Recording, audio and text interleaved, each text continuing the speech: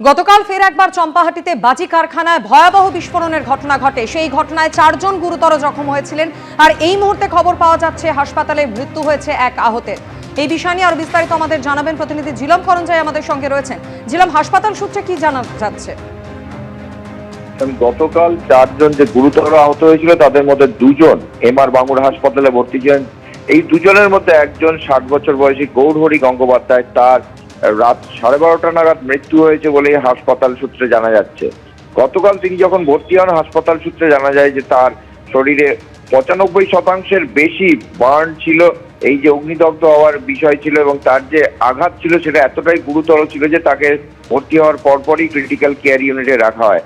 একই সঙ্গে তার পাশাপাশি 17 বছর বয়সী আরেকজন নাবালক, সেও ভর্তি হয়েছিল। তবে তার ক্ষেত্রে পরিস্থিতি এখনো নিয়ন্ত্রণে আছে তেমনটাই জানা যাচ্ছে।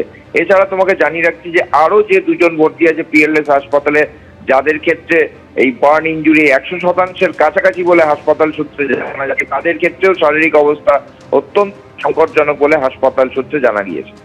ধন্যবাদ ঝিলম। গতকাল চন্দ্রকোনা রোডে শুভেন্দু অধিকারীর কনভয়ের উপর হামলার ঘটনা, সেই ঘটনায় শুভেন্দু অধিকারী ইতিমধ্যেই জানিয়ে দিয়েছেন মঙ্গলবার তিনি উচ্চ আদালতে যাবেন এবং বিজেপির তরফ থেকে চন্দ্রকোনা চলোর ডাকও দেওয়া হয়েছে। আর এরই প্রতিবাদে ইতিমধ্যেই বিজেপি কর্মী সমর্থকরা তারা রাস্তায় নেমেছেন। দেখতে পাচ্ছেন সেই ছবি, বিক্ষোভ দেখাচ্ছেন বিজেপি কর্মী সমর্থকরা। গতকাল রাতে বাঁকুড়া এবং শেওড়াফুলিতে বিক্ষোভ দেখায় বিজেপি, আর আজ মেদিনীপুরের রাস্তায় রাস্তায় বিক্ষোভ কর্মসূচি বিজেপি কর্মী সমর্থকদের।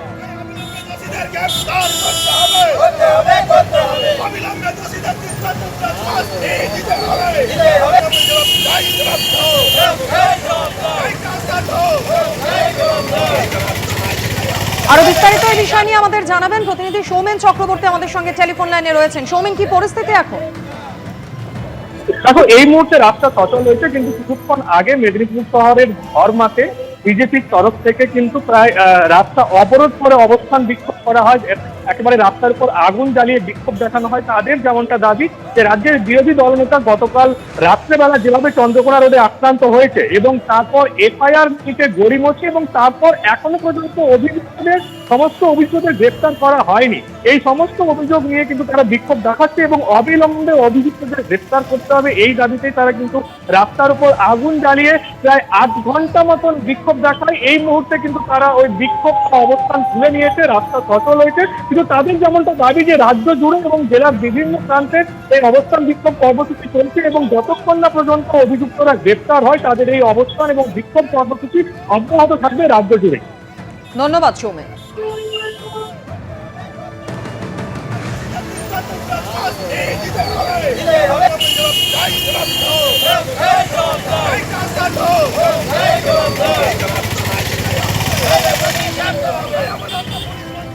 আসছি পরের খবরে।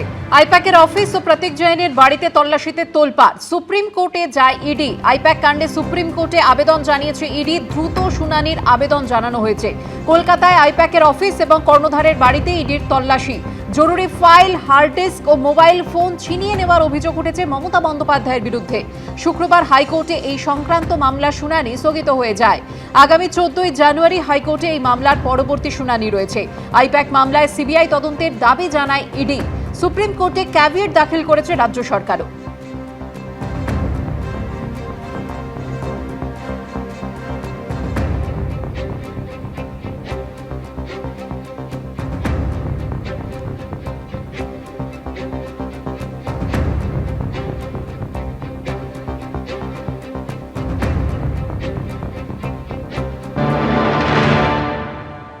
মুখ্যমন্ত্রীর এই যে কয়লা চোরেদেরকে বাঁচাতে ফাইল চুরি, এই ফাইল চুরি কাণ্ডে মুখ্যমন্ত্রীর যে প্যানিক হয়ে যাওয়া এবং মুখ্যমন্ত্রীর যে অস্থিরতা বারবার প্রকট হয়ে উঠছে তা প্রমাণ করছে যে ডালমে কুচ কালা হ্যায়।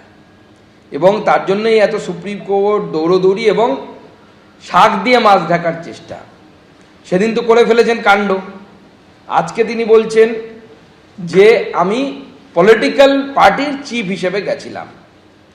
প্রশ্ন হচ্ছে যে এই ব্যক্তি যার বাড়িতে প্রতীক জৈন ইডি ছাপা পড়েছে, সেই ব্যক্তি তৃণমূলের কোন পলিটিক্যাল পোস্টে আছে? তাদেরকে আদেশ দিয়েছিলেন বলে তারা গেছিলেন। মুখ্যমন্ত্রী যদি তাদেরকে আদেশ দিয়ে থাকেন তাহলে মুখ্যমন্ত্রী হিসেবে গেছিলেন, পলিটিক্যাল পার্টির চিফ হিসেবে যাননি। বাংলার মানুষের সামনে সত্যিটা বলুন। ভোটের সময় জানুয়ারি মাসে তোমরা এসছো এখানে এমন জায়গায় রেড করতে যেখানে তৃণমূলের ক্যাম্পেনের ডিটেল রয়েছে। তো ফলে এই প্রথম প্রশ্নটারই তো উত্তর দেওয়ার কিছু নেই ওদের কাছে। এই 5 বছর তোমরা ঘুমোচ্ছিলে, আর যে সালে এই মামলা দায়ের হয়েছে সেই সময় এই আইপ্যাকের যিনি মালিক ছিলেন তার বাড়ি যাননি কেন? কেন প্রতীকের বাড়ি, যার বাড়ি, যার অফিস, যার দায়িত্বে তৃণমূলের ক্যাম্পেইনটা হচ্ছে, তো ফলে ওরা এইসব গল্প লিখে ওখানে হাজির হয়েছে। বাকি দেখা যাবে, যা যা উত্তর পাওয়ার ওরা পাবে। এবিপি আনন্দ, এগিয়ে থাকে, এগিয়ে রাখে।